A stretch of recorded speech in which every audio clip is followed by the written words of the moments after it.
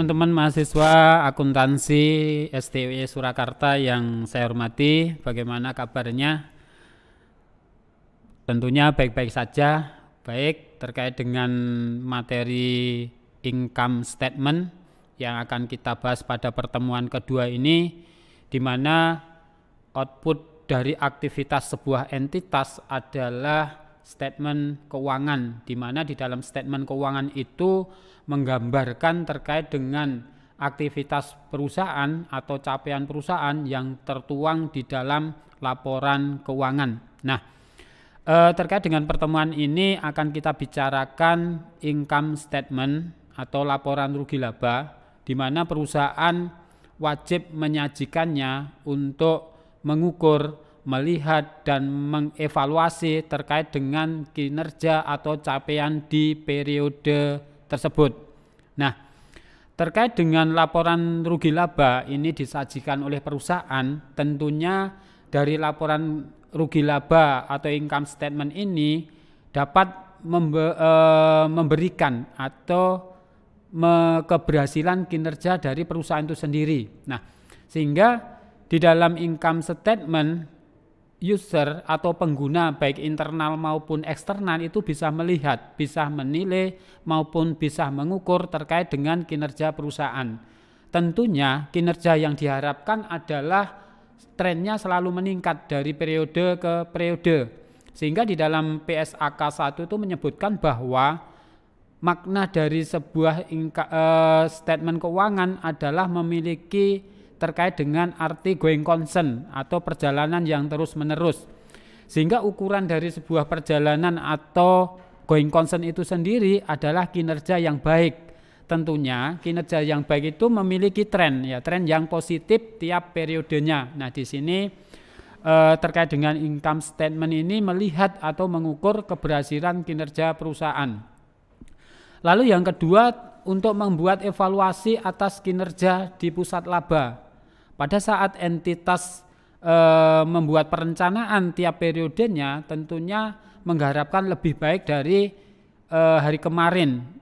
Sebuah fatah mengatakan bahwa besok itu harus lebih baik dari hari ini, sehingga dikatakan kinerjanya meningkat, khususnya di pusat laba, ya harus capaian yang ada di income statement ini menggambarkan laba yang maksimal atau perolehan laba yang signifikan sesuai dengan perencanaan yang telah ditentukan oleh entitas. Nah, sehingga dari laba yang maksimal itu akan tercermin sebuah kualitas laba. Nah, sehingga dari kualitas laba itu nanti perusahaan tentunya akan membuat perencanaan ke depan. Nah, di sini kegunaan dari laporan rugi laba ini sebagai pusat pertanggungan jawab kinerja entitas yang dijalankan oleh seorang manajemen, sehingga apa? Sebagai tanggung jawab kepercayaan akan investor untuk apa? Memperoleh capaian yang maksimal atas kinerjanya. Kemudian yang kedua, sebagai dasar untuk menyusun rencana ke depan, sehingga dari capaian atau perolehan laba di periode tertentu atau tersebut akan menyusun rencana ke depan lebih baik atau lebih tepat terkait dengan perolehan laba yang maksimal. Kemudian yang ketiga, untuk mengantisipasi risiko masa depan. Ketika apa? Entitas mencapai keberhasilan akan kinerja usahanya, tentunya bisa mengantisipasi terkait dengan resiko-resiko yang negatif di depannya atau ke depan. Namun ketika capaian itu maksimal atau baik, tentunya resiko itu bisa dieliminir dengan sekecil-sekecilnya. Nah, ini terkait dengan kegunaan kenapa income statement itu disajikan oleh entitas. Nah, keterbatasan di dalam laporan keuangan atau tentunya di laporan rugi laba, yang pertama pendapatan beban yang tidak dapat diukur secara handal. Nah, di sini faktor metode akuntansi ketika entitas itu menerapkan metode accounting, baik itu accrual basic atau cash basic, tentunya akan berpengaruh sekali terhadap capaian laba di dalam aktivitas usahanya itu sendiri. Nah, sehingga metode akuntansi harus ditetapkan secara kontinu. Ketika apa? Itu sebagai sebuah ketentuan, sebagai sebuah metode yang diterapkan di dalam praktek-praktek akuntansi itu sendiri. Sehingga bagaimana nantinya mengakui terkait dengan pendapatan di akhir periode maupun beban-beban yang dikeluarkan di akhir periode untuk apa? Mendapatkan atau mengukur terkait dengan perolehan laba yang maksimal. Kemudian yang ketiga terkait dengan pertimbangan manajemen. Kadang pertimbangan manajemen terkait dengan analis umur akan sebuah aset itu juga berdampak pada laba yang handal. Ketika apa? Membuat sebuah estimasi terkait dengan umur akan aset. Ada satu manajemen yang menetapkan bahwa aset itu berumur 20 tahun ketika apa? Membuat akumulasi depresiasi atas gedungnya. Namun ada yang membuat pertimbangan 15 tahun. Nah, tentunya akan berdampak pada beban yang nantinya akan mengurangi pendapatan sehingga apa? Akan berdampak pada nilai laba yang diharapkan nantinya.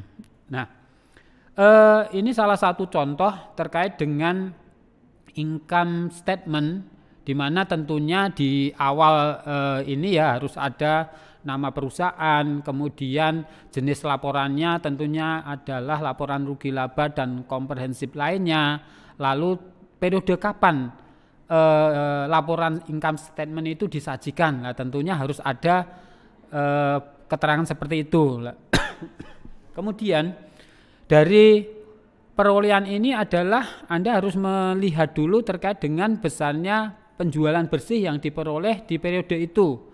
Nah, dari penjualan bersih lalu dikurangi dengan adanya harga pokok penjualan, tentunya mendapatkan laba kotor, sehingga dikurangi beban-beban yang dikeluarkan selama periode ini atau periode akuntansi yang terkait akan mendapatkan laba bersih setelah pajak. Ketika apa? Pajak itu sudah diperlakukan untuk mengurangi terkait dengan laba bersih sebelum pajak. Ini contoh dari income statement.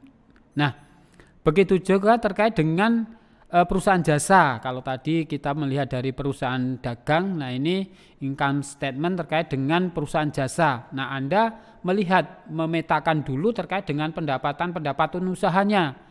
Pendapatan utama dari entitas itu apa? Kemudian adakah pendapatan lain di luar usaha? Begitu juga ketika apa? Anda akan memperhitungkan terkait dengan beban-beban yang dikeluarkan selama periode akuntansi. Nah, ketika pendapatan sudah diperoleh totalnya, lalu total biaya sudah dihitung secara benar, maka akan muncul yang namanya laba atau rugi. Ketika pendapatan itu lebih tinggi dari beban yang dikeluarkan, tentunya laba yang diperoleh. Nah, ini contoh dari sebuah format income statement. Contoh kasus di sini ya mungkin nanti bisa kita ulas lebih di dalam praktek. Namun dalam kasus ini ada data ya yang terkait dengan income statement atau data-data yang berhubungan dengan laporan rugi laba, di mana ada persediaan barang dagangan, kemudian ada pembelian, biaya angkut, lalu ada penjualan kotor, di mana ada rektur, ada potongan penjualan. Nah, dari sini yang perlu Anda petakan dulu terkait dengan menghitung penjualan bersih. Nah, karena apa? Karena yang ditentukan untuk melihat hasil dari rugi laba itu ya penjualan bersih dulu harus diketahui. Kalau melihat data tadi bahwa penjualan yang dilakukan adalah penjualan kotor karena ada rektur penjualan dan potongan penjualan, sehingga harus Anda cari dulu terkait dengan penjualan bersihnya berapa. Dari penjualan kotor dikurangi rektur, dikurangi potongan, akan ketemu penjualan bersih. Kemudian Anda harus menghitung pembelian bersih dulu. Nah, seperti yang ada di dalam kasus tadi bahwa apa?